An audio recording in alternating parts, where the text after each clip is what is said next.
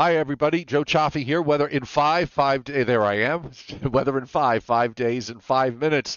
And coming up tonight on the Joe and Joe Weather Show podcast, of course, we'll have everything that is going on with this major storm impacting everybody east of the Mississippi. You name it, we're getting it. And there's a follow up major storm that's going to be almost identical to this one in terms of the track and outcome. And we're going to look ahead to next week, which is starting to look pretty wintry.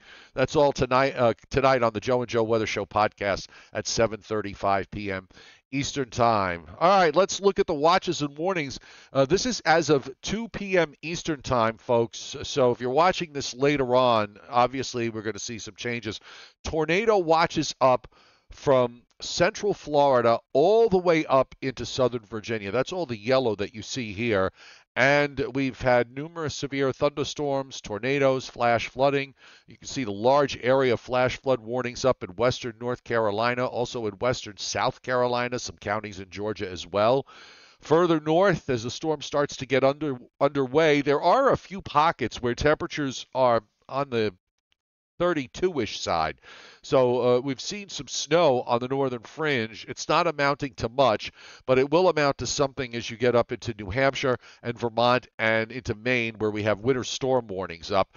Flood watches are up and down the eastern seaboard. We have high wind warnings in effect for coastal areas from Maine and Massachusetts and that small portion of Atlantic coast of New Hampshire, all the way down through southern New England and Long Island, down the New Jersey coast, through the Delmarva Peninsula, and into southeastern Virginia. Also, high wind warnings up in western and northern New York, and also in the mountains of Vermont. Wind advisories that go all throughout the Appalachians, westward across the Gulf states. We also have some high wind warnings up in western North Carolina, western Virginia, and in northeast parts of northeast Georgia. Winter weather advisories and winter storm warnings around the Great Lakes and in the upper Mississippi Valley. Then the new storm is producing a wide area of winter storm warnings across the northwestern quarter of the U.S., and that includes those orange areas that you see blizzard warnings. So obviously this is a big deal, and the storm well defined on the satellite loop, a very, very large storm in terms of the circulation. The clouds, the start of the clouds coming in toward Nova Scotia, and on the other side of it, you have to go all the way back to the northern plains, and you see the rotation of the upper low as it moves into western Tennessee. Let's look at what is a very busy radar as of 2 p.m. Eastern Time, and look at all the severe thunderstorm warnings that are up as of 2 o'clock. It's just an absolute train here of severe thunderstorm warnings and tornado warnings in southeast Georgia, into central South and North Carolina.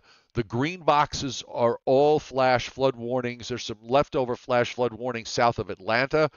Further north, we're starting to get into some of the steadier rain that is moving up through New Jersey to New York City and Long Island, and also moving up and through central Pennsylvania. The northern fringe of this, as you get into upstate New York and into interior New England, is starting out as a bit of snow, and that's pushing on to the northeast.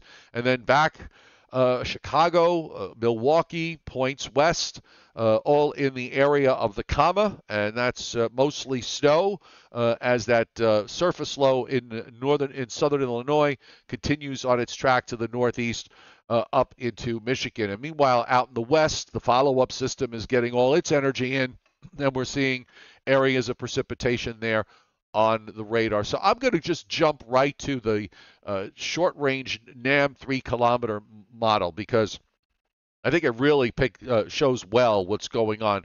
Look at that long red streak. Those are all those severe thunderstorms that I showed you on the radar. And as we move into, this is at 4 o'clock, you see where the snow is on the northern fringe, patches of heavy rain across Pennsylvania into New Jersey. Now we're at 7 o'clock. And here's where we get into the thick of it as far as the gradient and the heavy rain. This is where we start to see winds pick up to 40 and 50 miles an hour in inland areas tonight, and 50 to 60 miles an hour or even more right along the immediate coast. High tides that are coming into all this are going to see moderate to even a few places that might see some major coastal flooding. And there's a squall line of thunderstorms here with the cold front, and that's going to come through probably after midnight. But there will be heavy rains and some thunderstorms across New Jersey into southern New England and into the Hudson Valley and Long Island during the first part of tonight. Then, as we move through the early morning hours, this is at 1 a.m. and I just want to, you could see the front's like just about here, and there's a line of thunderstorms that runs from on this model from southern New York all the way down to just off the coast of southeast Florida, and then we'll just move it along. So by 4 a.m., most of the rain from New York City and western Long Island south and west is done. Colder air starts coming in. And then by the time we get to 7 a.m., we have those thunderstorms moving through Boston and Cape Cod and southern Maine. And then the storm just moves along. The winds will be, at that point, west or west-northwest, and we will have gusty winds gusting over 40 miles an hour during the day tomorrow. There will be some improvement. There will be some lake effect snows, and then those will start to diminish as the low pulls away to the northeast because we have to make room now for the next one. And with that, I'm going to switch over to the GFS model, and we can take a look at how this plays out. So, calm weather conditions will take hold, and I want to go on the wider shot here so you can see what's going on elsewhere in the U.S. This is Wednesday evening, and there's a little low there in Iowa with a little disturbance, and then you still have all that western energy that has to come east, and it does rather quickly during the day. Thursday, a new low forms in southeast Oklahoma. Snow breaks out in North Texas, Kansas, northern Missouri and Iowa, same places that just got snow with this one getting it again. And then the low is in Arkansas. We're going to be dry into Friday afternoon. The low is going to track, this one's going to track a little bit further to the east. It gets into southwest Ohio. So there might be more of some front end snow with this at the start across upstate New York and central and northern New England. But ultimately, the low is going to go over Lake Erie, and you see it there. It gets very deep. So once again, heavy rain Friday night into Saturday morning. There will be maybe a thunderstorm or two in the mix. We're going to deal with a tight pressure gradient again with winds gusting to 40 or 50 miles an hour. The gradient here, I mean, it looks pretty tight, almost as tight as what we're dealing with tonight.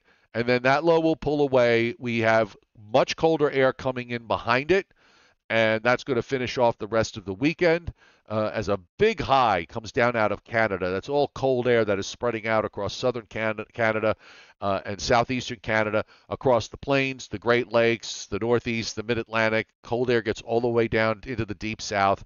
And now, as far as next week is concerned, there is going to be some more energy coming out. And the models are starting to pick up on the fact that something is probably going to happen maybe along about Tuesday with a low developing offshore.